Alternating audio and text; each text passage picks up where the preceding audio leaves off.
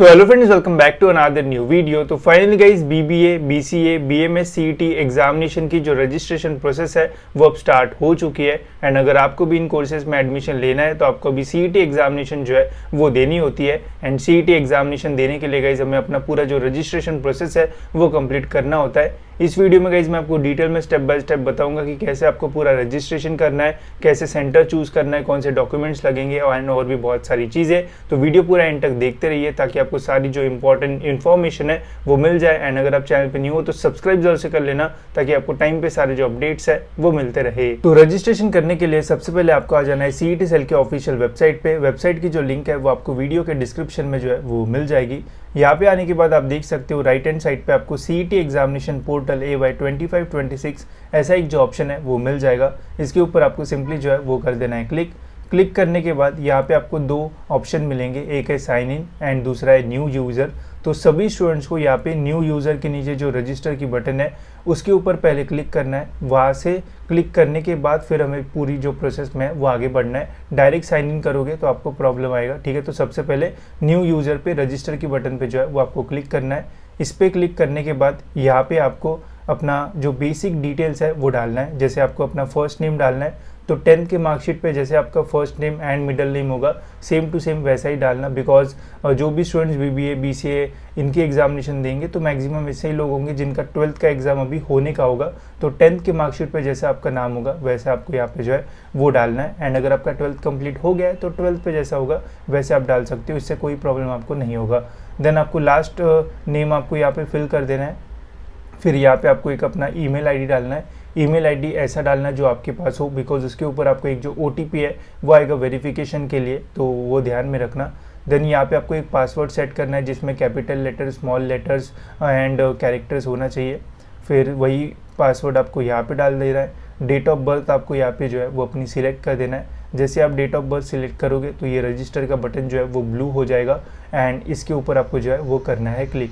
इसके ऊपर क्लिक करने के बाद जो ईमेल आईडी आपने डाला होगा उसके ऊपर आपको एक ईमेल आएगा, वहाँ से आपको अपना जो ईमेल है वो वेरीफाई कर देना है, ठीक है। तो मैंने यहाँ पे दिखाया भी है। तो जैसे ही आपका ईमेल वेरीफाई हो जाएगा तो फिर से आप इस वाली स्क्रीन पे जो है वो आ जाओगे। यहाँ पे आने के बाद जो पहले हमने अभी ईमेल आईडी डाला था वो सेम ईमेल एड्रेस आपको यहाँ पे जो है वो डाल देना है। एंड फिर आपको जो हमने पासवर्ड सेट किया था वो पासवर्ड आपको यहाँ पे डाल के साइन इन के बटन पे जो है वो कर देना है क्लिक। जैसे ही आप साइन इन के बटन पे क्लिक करोगे तो आप लॉग इन हो जाओगे एंड आपके सामने कुछ ऐसा जो इंटरफेस है वो आपको देखने को मिल जाएगा। अब हमें हमारी और भी जो बेसिक डिटेल्स है वो यहाँ पे फिल करना है जिसे हम यूज़र इन्फो बोलते हैं। अब यूज़र इन्फो में सबसे पहले हमें हमारा मोबाइल नंबर डालना है। अगर आपके पास अपना खुद का मोबाइल है तो वो डालो, अगर नहीं है तो फिर आप अपने पेरेंट्स का नंबर जो है वो डाल सकते हो। इसके ऊपर भी आपको एक जो OTP है वो आता है, तो इसका भी जो है वो ध्यान रखना है कि ऐसा ही नंबर डालो जो आपके पास हो। देन यहाँ पे आपको अपने फादर्स का नाम डालना है, बस पापा का नाम डालना है, कोई भी सरनेम वगैरह डालने की ज़रूरत नहीं है। फिर यहाँ पे आपको मदर्स नेम डालना है, कोई भी यहाँ पे सरनेम डालने की ज़रूरत नहीं है। देन है जेंडर में आपको खुद का जेंडर डालना है, ना कि मदर या फादर का। तो यहाँ पे आपको खुद का स्टूडेंट का जो जेंडर है वो डालना है। देन रिलीजन यहाँ पे आपको सिलेक्ट करना है जो भी आपका रिलीजन होगा। देन रीजन, कौन से रीजन में आप रहते हो, आपका मदर टंग क्या है, क्या आप मराठी बोलते हो, जो भी आपका मदर टंग है वो आपको यहाँ पे जो है वो डालना है। देन नेशनलिटी, आप क्या नेशनलिटी, इंडियन है जो भी है। देन एनुअल इनकम, आपके पेरेंट्स की ईयरली कितनी इनकम होती है वो आपको यहाँ पे सिलेक्ट करना है। मैरिटल स्टेटस, क्या आप मैरिड हो या फिर अनमैरिड हो, वो आपको यहाँ पे सिलेक्ट करना है। देन इसके बाद यहाँ पे आपको अपना परमानेंट एड्रेस जो है वो डाल देना है। परमानेंट एड्रेस में जहाँ पे भी आप रहते हो वो आपको एड्रेस यहाँ पे मिनिमम 2 बॉक्सेस में जो है वो फिल करना है। अगर बहुत बड़ा एड्रेस है तो 3 बॉक्सेस का भी आप यूज़ जो है वो कर सकते हो। देन यहाँ पे स्टेट आप जहाँ पे भी रहते हो महाराष्ट्र में, वो आपको यहाँ पे स्टेट जो है वो डालना है। डिस्ट्रिक्ट, महाराष्ट्र में कौन से डिस्ट्रिक्ट में रहते हो, तालुका यहाँ पे डाल देना है, विलेज डालना है एंड पिन कोड आपको यहाँ पे जो है वो डालना है। STD कोड नहीं भी रहा तो भी चलता है। मोबाइल नंबर जो आपने पहले डाला था सेम यहाँ पे ही जो है वो डालना है। यहाँ पे आपको परमानेंट एड्रेस सेम एज ऐसा मिलेगा एक ऑप्शन, तो इसके ऊपर आप जो है वो क्लिक कर सकते हो। सपोज़ अगर आपका घर नागपुर में है एंड अगर आप नागपुर में ही रहते हो तो इस सेम एज परमानेंट एड्रेस पे क्लिक कर देना। या फिर सपोज़ अगर आपका घर नागपुर में है एंड अभी फ़िलहाल आप मुंबई में रह रहे हो तो जो करस्पॉन्डेंस एड्रेस है उसे आप कुछ और भी जो है वो फिल कर सकते हो, डिपेंड करेगा कि आप कहाँ पे रहते हो, ठीक है। ये एड्रेस वगैरह फिल होने के बाद यहाँ पे आपको नेक्स्ट डिटेल्स पूछी जाएगी जो कि है हमारी अदर डिटेल्स। अब अदर डिटेल्स में यहाँ पे पूछा गया है कि are you domiciled in the state of Maharashtra, क्या आपके पास महाराष्ट्र का डोमिसाइल सर्टिफिकेट है। अगर आपके पास है तो येस पे क्लिक करो, अगर आपके पास नहीं है तो नो पे क्लिक कर दो। फिर पूछा है are you person with disability, क्या कोई डिसेबिलिटी है आपको, अगर है तो येस पे, अगर नहीं है तो नो पे क्लिक करो। फिर यहाँ पे पूछा है कि 10th का आपका पासिंग ईयर कौन सा है, तो आपको यहाँ पे 10th का पासिंग ईयर जो है वो डालना है, जो भी होगा आपका 2022 होगा 21 होगा, तो वैसे आपको यहाँ पे ईयर डाल देना है। देन यहाँ पे आपको 10th में कितने परसेंटेज मिले थे वो आपको डालना है, जैसे मुझे 90.080 मिले थे, तो वो आपको जैसे भी आपको मिले होंगे वो आपको यहाँ पे डालना है। 10th का आपका बोर्ड कौन सा था, महाराष्ट्र बोर्ड था, जो भी आपका बोर्ड था ड्रॉप डाउन में यहाँ पे आपको एरोज मिल जाएंगे, वो आप फिल करना है, ठीक है। CBSE का होगा तो वैसे आप बोर्ड जो है वो सिलेक्ट कर सकते हो। Then select SSC school state, आपका जो SSC है मतलब 10th जो है वो आपने कहाँ से कंप्लीट किया था, उसका स्टेट आपको यहाँ पे जो है वो सिलेक्ट किया था। अगर आपका स्कूल महाराष्ट्र में है तो यहाँ पे आप महाराष्ट्र जो है वो सिलेक्ट कर लो, ठीक है। फिर यहाँ पे एक बहुत ही इंपॉर्टेंट क्वेश्चन पूछा है, तो इसे ध्यान से सुनो। आर यू अपीयरिंग और appeared for 12th HSC diploma examination in 2025। इसमें ये पूछा है कि क्या आप 2025 में 12th का एग्जामिनेशन देने वाले हो।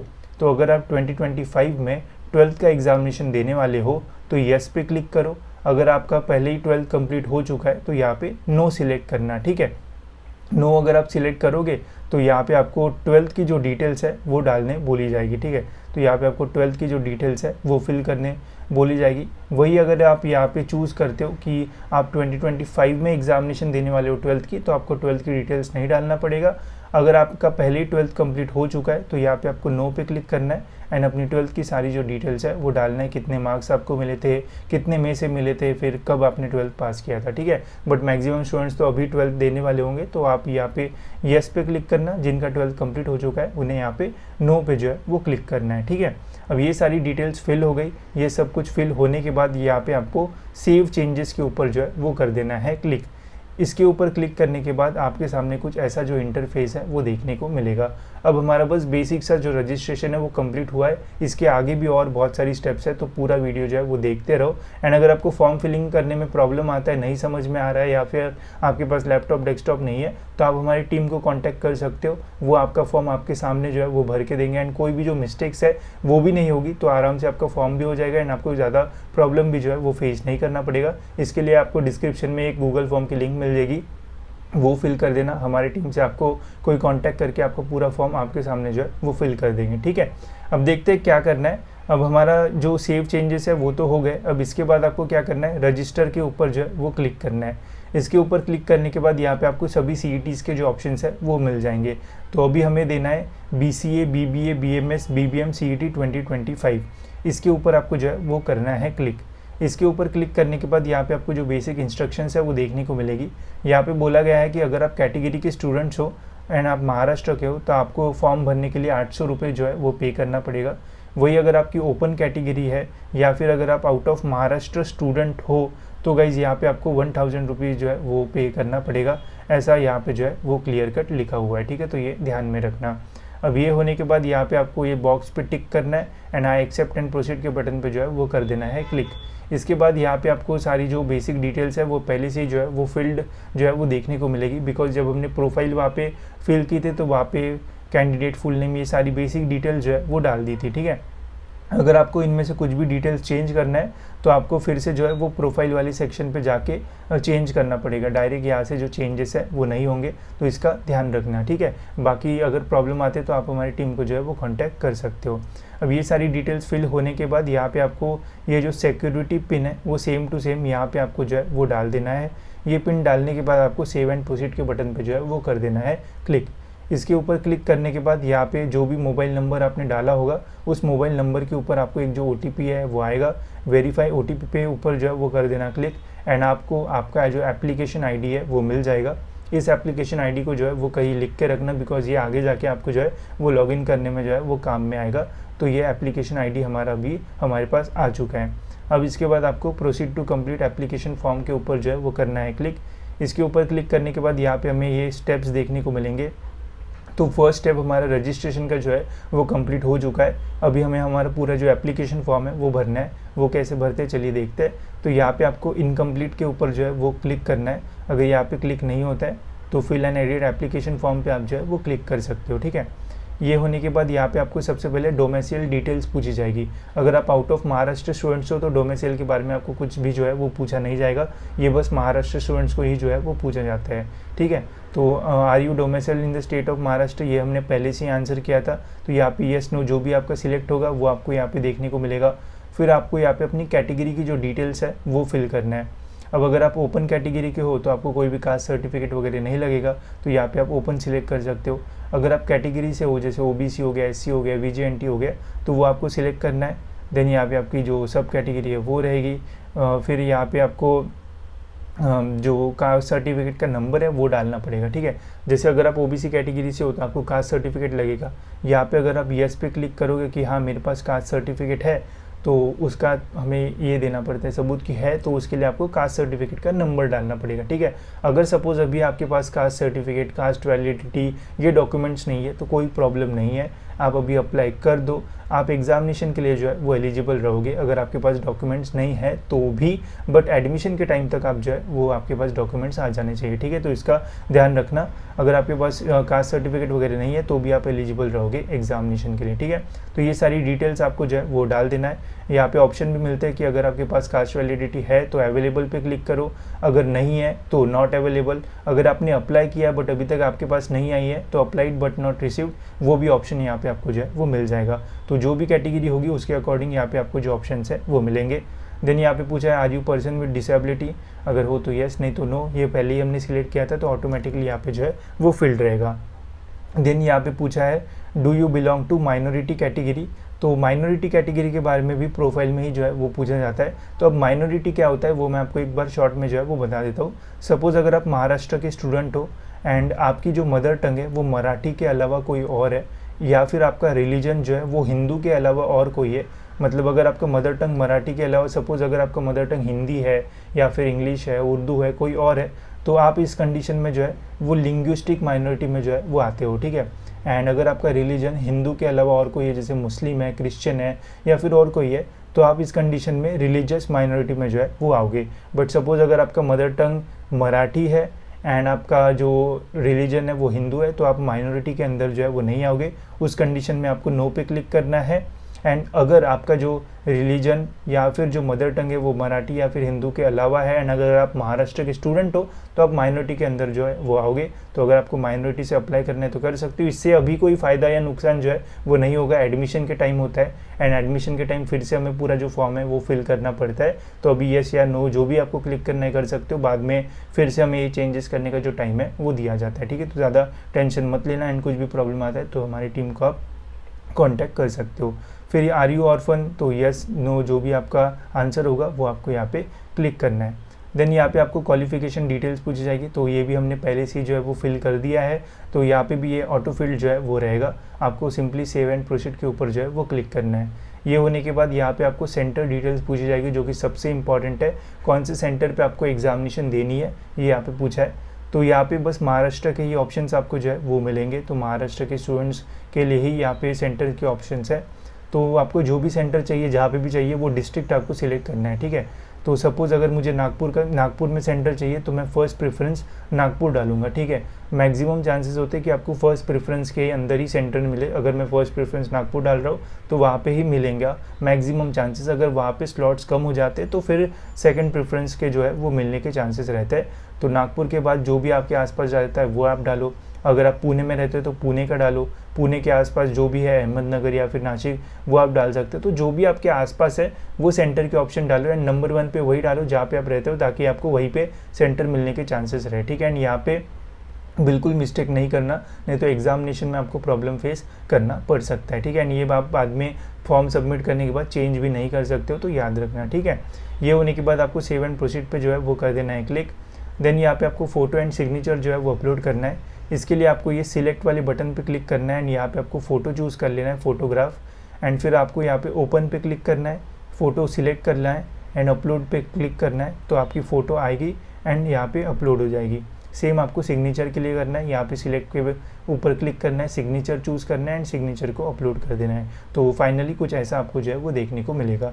देन यहाँ पे आपको सेव एंड प्रोसीड पे जो है वो करना है क्लिक। इसके बाद यहाँ पे आपको डॉक्यूमेंट जो है वो एक आइडेंटिटी प्रूफ डालना है। तो यहाँ पे आप अपना आधार कार्ड, पैन कार्ड, ऐसा कोई भी जो डॉक्यूमेंट है वो डाल सकते हो। तो यहाँ पे आपको डॉक्यूमेंट सिलेक्ट करना है, अपलोड करना है। तो कुछ ऐसा आपको यहाँ पे डॉक्यूमेंट दिख जाएगा। ओरिजिनल डॉक्यूमेंट का फोटो निकाल के अपलोड करोगे तो ज़्यादा बेटर आपके लिए जो है वो रहेगा। एंड बहुत सारे स्टूडेंट्स यहाँ पे मिस्टेक्स कर देते हैं या फिर सेंटर चूज़ करने में मिस्टेक्स कर देते हैं, जो कि बाद में जाके सही नहीं हो सकता है। तो मैं पहले ही बोल रहा हूँ, अगर आप सही से भर सकते हो तो भरो, नहीं तो नेट कैफे से जाने से अच्छा आप हमारी टीम को कॉन्टैक्ट कर सकते हो। वो आपका फॉर्म आपके सामने गूगल मीट पर भर देंगे, जिससे कोई प्रॉब्लम भी नहीं आएगा एंड आपका पूरा फॉर्म सही से जो है वो फिल्ड हो जाएगा। तो उसको अभी आप जो है वो कंसिडर कर सकते हो, ठीक है। तो डॉक्यूमेंट अपलोड होने के बाद यहाँ पे आपको फिर सेव एंड प्रोसीड पे जो है वो क्लिक कर देना है। इसके बाद हमने जैसा फॉर्म भरा है वो सारी चीज़ें यहाँ पे आपको जो है वो प्रीव्यू में देखने को मिल जाएगी। तो एक बार चेक कर लेना कि आपने अपना पूरा जो फॉर्म है वो सही से भरा है या फिर नहीं। कोई मिस्टेक होगी तो आप ऊपर जाके जो है वो चेंजेस कर सकते हो। एंड यहाँ पे आपको फ़ोटो, सिग्नेचर, जो सेंटर का प्रेफरेंस है, सब कुछ देखने को मिलेगा। सब कुछ अच्छे से जो है वो चेक कर लेना।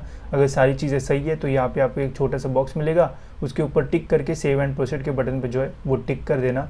उसके बाद यहाँ पे पूछा जाएगा are you sure to proceed for payment, yes पे क्लिक कर देना। यहाँ पे अगर आपकी कैटेगरी होगी तो 800 रुपये आपको पे करना होगा। वही अगर आपकी ओपन कैटेगरी होगी तो यहाँ पे आपको 1000 रुपये जो है वो पे करना पड़ेगा, ठीक है।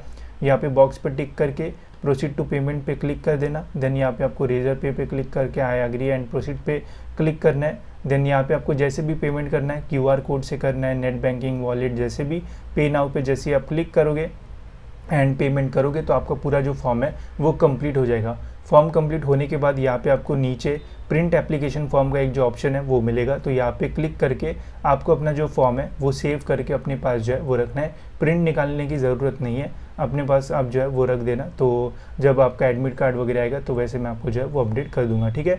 तो इतनी प्रोसेस है गाइस, ये पूरी प्रोसेस अगर आप कंप्लीट करोगे एंड आपका फॉर्म अगर आपके पास प्रिंट फॉर्म में या फिर सेव करके आप रखोगे तो समझ लेना कि आपका पूरा रजिस्ट्रेशन हो चुका है एंड आप एग्जामिनेशन के लिए जो है वो एलिजिबल रहोगे। अगर इसमें आपको और कुछ डाउट आता है तो आप मुझे पूछ सकते हो या फिर हमारी टीम को कॉन्टैक्ट कर सकते हो, वो आपका पूरा जो फॉर्म है वो फिल कर देंगे। इसके अलावा BBA, BCA, BMS, CET से रिलेटेड जो स्टडी मटेरियल है वो भी आपको आने वाली वीडियोस के थ्रू जो है वो मिल जाएगा। उससे आप और अच्छे तरीके से अपनी जो प्रैक्टिस है वो कर पाओगे, ठीक है। तो होप सो गाइस ये वीडियो आपको इन्फॉर्मेटिव लगा होगा एंड ऐसे वीडियोस के लिए चैनल को सब्सक्राइब जरूर से कर देना ताकि आपको टाइम पे सारी जो इन्फॉर्मेशन है वो मिलती रहे।